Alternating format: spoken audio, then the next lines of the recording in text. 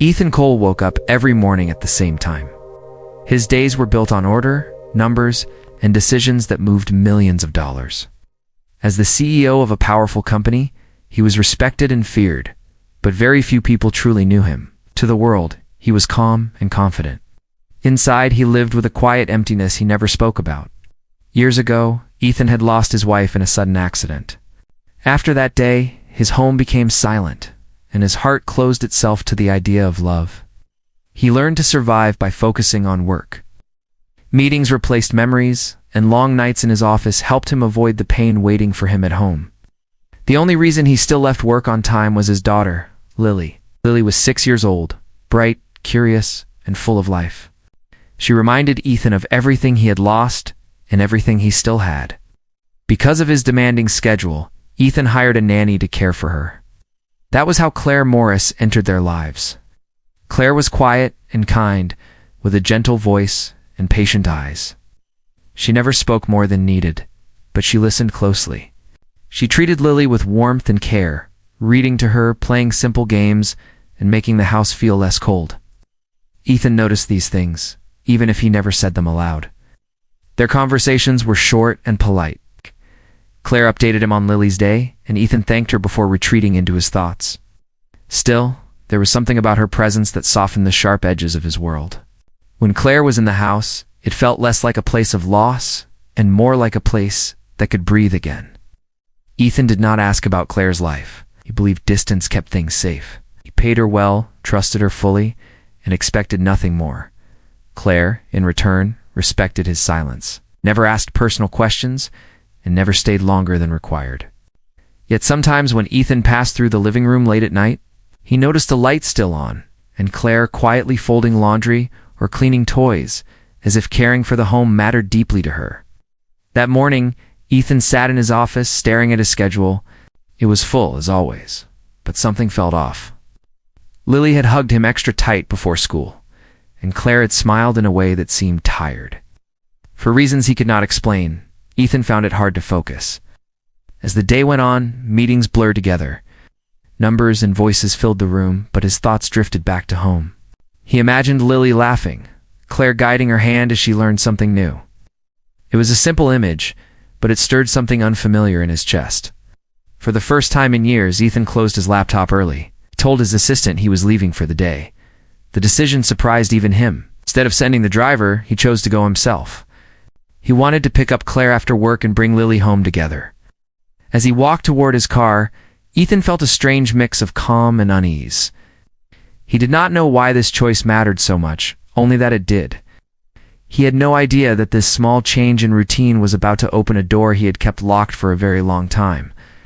Have you ever looked at someone and just known you would do anything to protect them? For me, that someone was a tiny, shivering ball of fur I found huddled under a park bench one rainy afternoon. He was so small, his eyes barely open, and his meows were the faintest whispers against the sound of the downpour. I couldn't just leave him there. I scooped him up, tucked him inside my jacket, and felt this overwhelming sense of responsibility wash over me. That was the moment Leo came into my life. The first few weeks were a blur of sleepless nights and tiny milk bottles.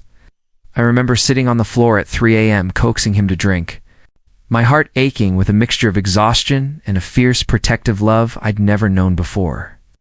People told me it was just a stray cat, that I was getting too attached. But they didn't see what I saw.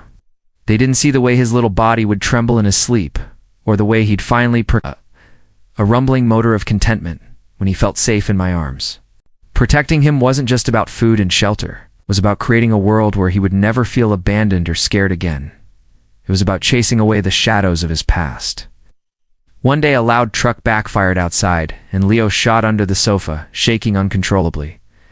I laid on the floor, talking to him in a soft voice for nearly an hour, until he slowly crawled out and nudged my hand.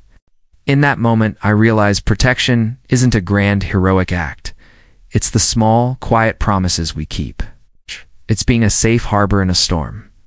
Now, Leo is a confident, ridiculously fluffy cat who rules the house. He chases sunbeams, demands belly rubs, and still sleeps curled up next to me every night. Seeing him so happy and secure is my greatest reward. He taught me that protecting someone, whether they have 2 legs or 4, is the purest form of love. It's a promise whispered in the quiet moments, a bond that heals and transforms you both. Thanks for listening to our story. Don't forget to like and subscribe for more. In a quiet corner of the city, there lived a man who painted worlds on canvas.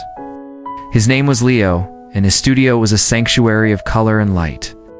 He painted sunrises he'd never seen and oceans he'd only dreamed of. Each brushstroke was a whisper of a life lived in solitude, a life that felt complete, yet somehow empty.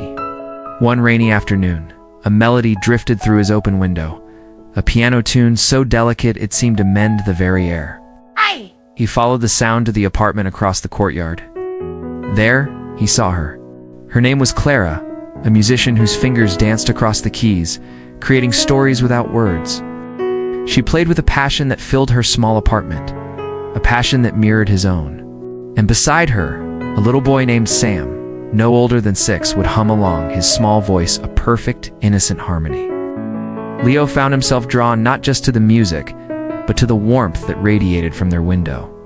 He started painting to her music. His canvases, once filled with imagined landscapes, began to bloom with scenes of rainy city streets, sunlit piano keys, and the joyful silhouette of a small boy. The colors became warmer, the strokes more confident. He wasn't just painting anymore. He was responding to a conversation he'd never spoken aloud. One day, he gathered his courage in a small canvas, a painting of a piano with sunlight streaming onto the keys. He knocked on their door. Clara answered, her eyes as warm as her music. Sam peeked out from behind her, curious. Leo simply offered the painting. Words felt clumsy and unnecessary. Clara's smile was all the answer he needed. She invited him in. From that day on, the three of them became an unlikely symphony. Leo brought his colors, Clara her melodies, and Sam his pure, unscripted joy. Leo taught Sam how to mix paints, turning smudges into galaxies. Clara taught Leo the stories behind her songs, and Sam, with his infectious laughter, taught them both how to find magic in the simplest moments.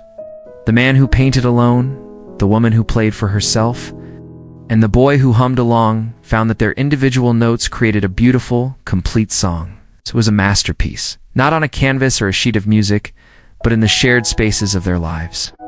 The change between Ethan and Claire did not go unnoticed for long. It showed in small ways, in the quiet pauses, in the way their eyes met and stayed a moment longer than before. Neither of them spoke about it, but both felt the growing weight of it. Ethan began coming home earlier when he could. Not every day, but enough to matter, Claire noticed. She also noticed how Lily watched them closely, smiling to herself, as if she understood something they did not yet say. One afternoon, Ethan returned home to find a woman waiting in the living room. She was well-dressed and confident, someone who clearly belonged to his world of meetings and public events. Claire stood near the doorway, unsure whether to stay or leave. Ethan stopped. "This is Madeline," the woman said, stepping forward. "We met at the charity board last year. Was hoping we could discuss the gala." Ethan nodded politely, but his attention shifted to Claire. She lowered her eyes and moved toward the kitchen. "Stay," Ethan said without thinking. Claire froze for a moment, then stayed. Madeline noticed the tension. She smiled in a way that felt sharp. "I did not realize you had company," she said. "This is Claire," Ethan replied. "She cares for my daughter." Something passed through Madeline's eyes. "I see." The meeting ended quickly, but the air felt heavy long after Madeline left. Claire finished her tasks in silence. Ethan watched her retreat into herself, the distance returning like a wall being rebuilt. Later that night, Claire asked to speak with him. "I think it may be best if I leave my position," she said calmly. Ethan felt the words strike him hard. "What do you mean this situation is becoming complicated?" Claire replied. "Your world is not simple." "I do not want Lily hurt by confusion or rumors." Ethan stood. "You are not a problem." Claire looked at him, her voice firm. "I cannot belong in a world that will always remind me where I stand." Ethan realized then that his power meant something different to her. To him, it was control. To her, it was distance. That night, they barely spoke. Lily sensed the shift and stayed close to Claire. Ethan sat alone in his study, anger and regret twisting inside him. The next day, a story appeared online. A photo of Ethan and Madeline from the charity event circulated, paired with rumors of an engagement. Claire saw it while scrolling on her phone during Lily's nap. Her chest tightened. She set the phone down and continued folding clothes, as if nothing had changed. When Ethan came home, Claire met him at the door. "I will finish this week," she said. "Then I will go." Ethan stared at her. The article was not true. "It does not matter," Claire replied. "It is your world. I do not fit in it." Ethan reached for her arm, then stopped himself. He saw the fear behind her calm. That evening, Claire packed quietly. Lily cried when she saw the suitcase. Ethan stood helpless, realizing how close he was to losing something he never knew he needed. When Claire closed her door for the last time that night, both of them lay awake. The bond they had built was being tested, and neither of them knew if it would survive the morning. They say home isn't a place, but a feeling. For a long time, I thought that was just a nice saying, something you see on a decorative pillow. I had a life, a routine, a path I was walking. It was a good path, but it was just mine. The world felt like it was in black and white, a series of days I was just getting through. Then she walked in. It was like someone turned on the lights and added color to everything. Suddenly, the world wasn't just a place I was passing through. It was a place I wanted to build something in, with her. Life with her was a beautiful duet. We learned each other's rhythms, celebrated the high notes, and supported each other through the low ones. We built a world just for two, filled with late-night talks, shared dreams, and the kind of laughter that makes your stomach hurt. I thought my heart couldn't get any fuller. I thought I had found everything I was ever looking for. I was wrong, because then you came along. A tiny hand wrapped around my finger, and in that moment, our duet became a symphony. You didn't just join our world, you became its center. Seeing the world through your eyes, witnessing your first smile, your first step, it's like discovering the meaning of life all over again, every single day. You are the best parts of both of us, the living, breathing proof of our love. Now, I understand. Home isn't a place. It's the sound of your laughter echoing in the hallway. It's the warmth of her hand in mine. It's the three of us, together, against the world. It's not just love, it's belonging. It's knowing without a single doubt that this is exactly where I am meant to be. This little family we've made, this is my everything. Thanks for watching our story unfold.